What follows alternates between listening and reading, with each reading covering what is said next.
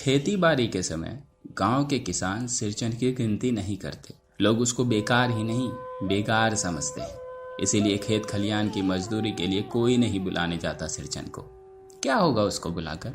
दूसरे मजदूर खेत में पहुंचकर 1/3 काम कर चुकेंगे, तब कहीं सिरचन राय हाथ में खुरपी डुलाता हुआ दिखाई पड़ेगा, पगडंडी पर तौल तौल कर पांव रखता हुआ धीरे धीरे। मुफ्त में मजदूरी देनी हो तो और बात है। आज सिरचन को मुफ्तखोर, कामचोर या चटोर कह ले कोई। एक समय था जब उसकी मुड़ैया के पास बड़े बड़े बाबुओं की सवारियां बंधी रहती थी। लोग उसे पूछते ही नहीं थे, उसकी खुशामद भी करते थे। अरे सिरचन भाई, अब तो तुम्हारे ही हाथ में ये कारीगरी रह गई है सारे इलाके के। एक दिन समय निकाल कर चलो कभी। कल बड़े भैया की चिट्ठी आई शहर से। सिरचन से एक जोड़ा चिक बनवाकर भेज दो। मुझे याद है, मेरी माँ जब कभी सिरचन को बुलाने के लिए कहती है, मैं पहले ही पूछ लेता हूँ, भोग क्या क्या लगेगा? माँ हंसकर कहती, अरे जाजा, बेचारा मेरे काम पूजा में भोग की बात नहीं उठाता कभी। ब्राह्मण टोली पंचानंद चौधरी के छोटे लड़के को एक बार मेरे ही सामने बेपानी कर दिया था सिरचन ने। अरे तुम्हारी भाभी नाखून से काट कर तरकारी निकालती है, और इमली का रस का साल की कढ़ी तो हम कहार कुम्हारों की घरवाली बनाती है। तुम्हारी भाभी ने कहां से बनाई? इसलिए सिरचन को बुलाने से पहले ही मैं माँ से पूछ लेता हूँ। सिरचन को देखते ही माँ हुसल कर कहती, आहो सिरचन, आज नेनू मत रही थी तो तुम्हारी याद आई। घी की दाढ़ी के साथ चूड़ा तुमको बहुत पसंद है ना?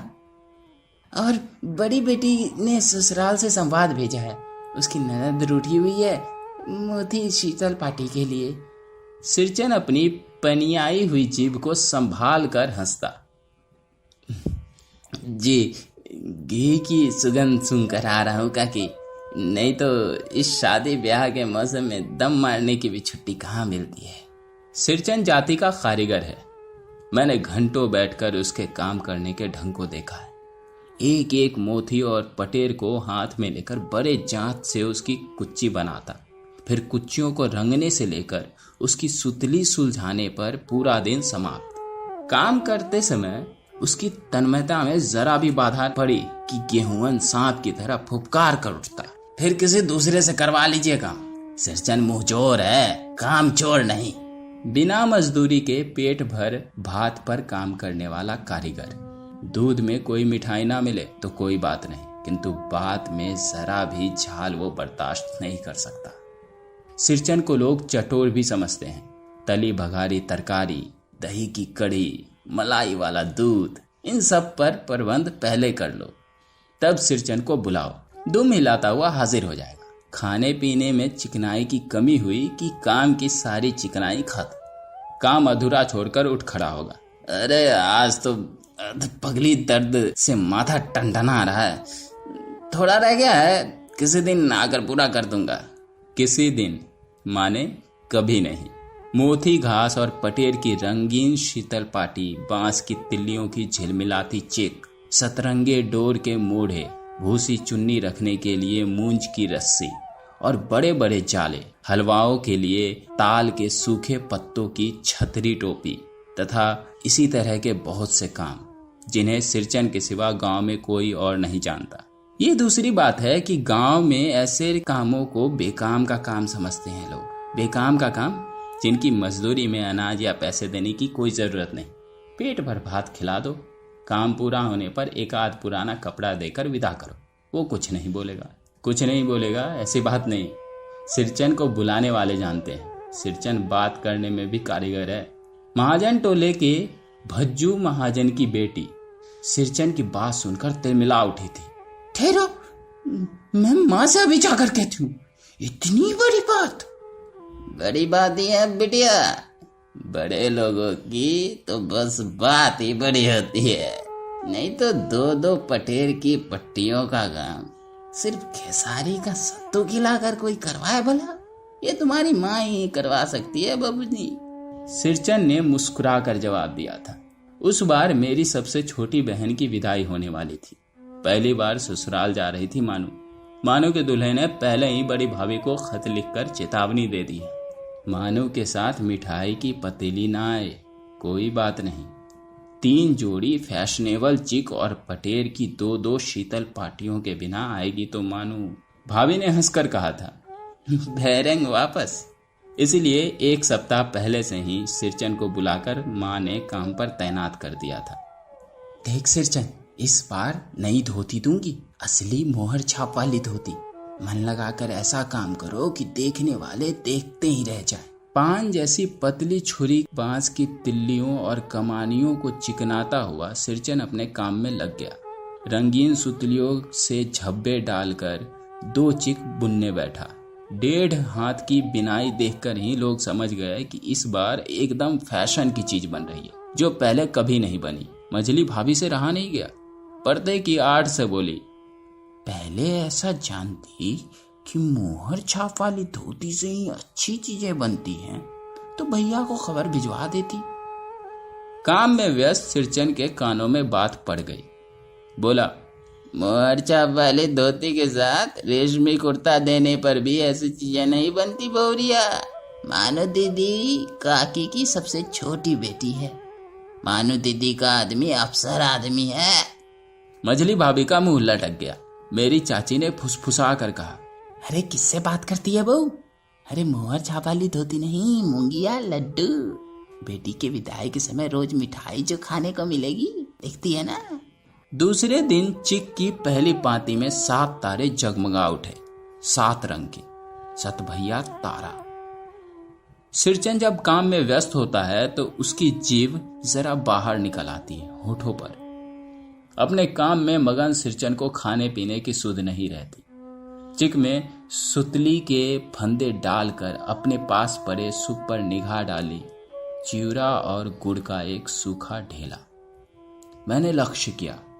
सिरचन की नाक के पास 2 रेखाएं उभर आईं। मैं दौड़कर माँ के पास गया।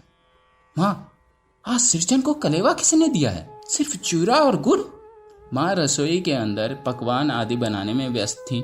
बोली, मैं अकेली कहाँ और क्या क्या देखूं? मझली सिरचन को बूंदिया क्यों नहीं देती? बूंदिया मैं नहीं खाता काकी। सिरचन के मुंह में चूरा भरा हुआ था। गुड़ का ढेला सूप के किनारे पड़ा रहा अछूता। माँ की बोली सुनते ही मझली भाभी की भौहें तन गई। मुट्ठी भर बूंदिया सूप में फेंक कर चली गई। सिरचन ने पानी पीकर कहा, मझली बहू रानी अपने मायके से आई हुई मिठाई भी इसी तरह हाथ खोलकर बांटती है क्या? बस। मझली भाभी कमरे में बैठकर रोने लगी। चाची ने माँ के पास जाकर लगाया, छोटी जाति के आदमी का मुंह भी छोटा ही होता है, मुंह लगाने से सर पर चढ़ेगा ही। किसी के नैहर ससुराल की बात क्यों करेगा वो? मझली भाभी माँ की दुलारी बहू है। माँ तमक कर बाहर आई। सिरचन, तुम अपना काम करने आए हो, अपना काम करो। बहुओं से बदकट्टी करने की क्या जरूरत? जिस चीज की जरूरत हो मुझसे कहो। सिरचन का मुंह लाल हो गया। उसने कोई जवाब नहीं दिया। बांस में टंगे अधूरे चिक में फंदे डालने लगा। मानो पान सजाकर बाहर बैठक खाने में भेज रही थी। चुपके से एक पान का बेड़ा सिरचन को देती हुई और इधर उधर देखकर बोली, सिरचन दादा, काम काज का घर है, 5 तरह के लोग 5 किस्म की बातें करेंगे, तुम किसी की बात पर कान मत दो। सिरचन ने मुस्कुराकर पान का बेड़ा मुंह में ले लिया। चाची अपने कमरे से निकल रही थी।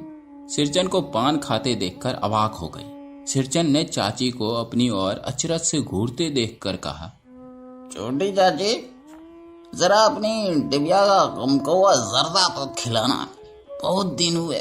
चाची कई कारणों से जली भुनी रहती थी सिरचन से। गुस्सा उतारने का ऐसा मौका फिर नहीं मिल सकता। झनकती हुई बोली, मस्खरी करता है?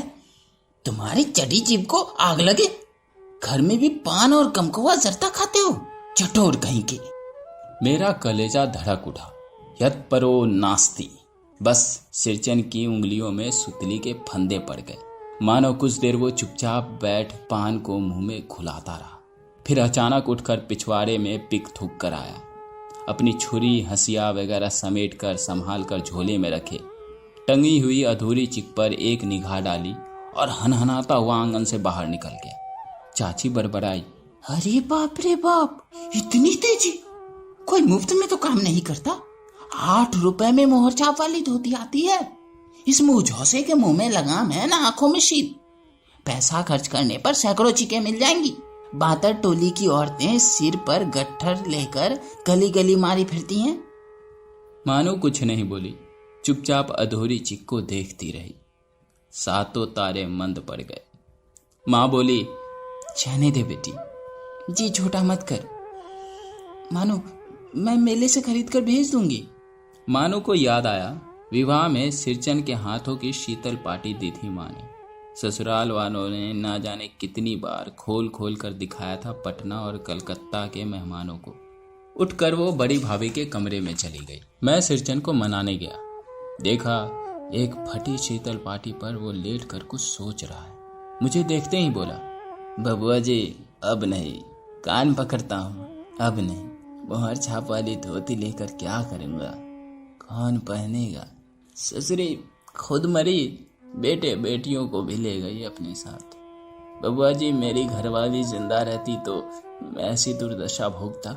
ये शीतल पाटी उसी की बुनी हुई है। इस शीतल पाटी को छूकर कहता हूँ, अब ये काम नहीं करूँगा। गांव भर में तुम्हारी हवेली में मेरी कदर होती थी, अब क्या। मैं चुपचाप वापस लौट आया।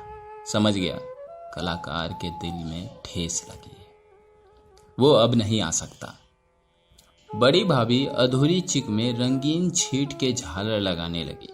ये भी बेजा नहीं दिखाई पड़ता, क्यों मानो?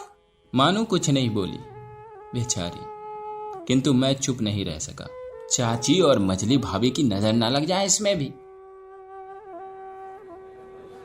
मानो को ससुराल पहुंचाने मैं ही जा रहा था। स्टेशन पर सामान मिलाते समय देखा मानो बड़े जतन से अधूरे चिक को मोड़कर अपने साथ लिए जा रही है। चाची के सुर में सुर मिलाकर सिरचन को कोसने को जी हुआ। कामचोर, चटोर। गाड़ी आई। सामान चढ़ाकर मैं दरवाजा बंद कर रहा था कि प्लेटफॉर्म पर दौड़ते हुए सिरचन पर नजर पड़ी। बबुआ जी, उसने दरवाजे पर आकर पुकारा। क्या है?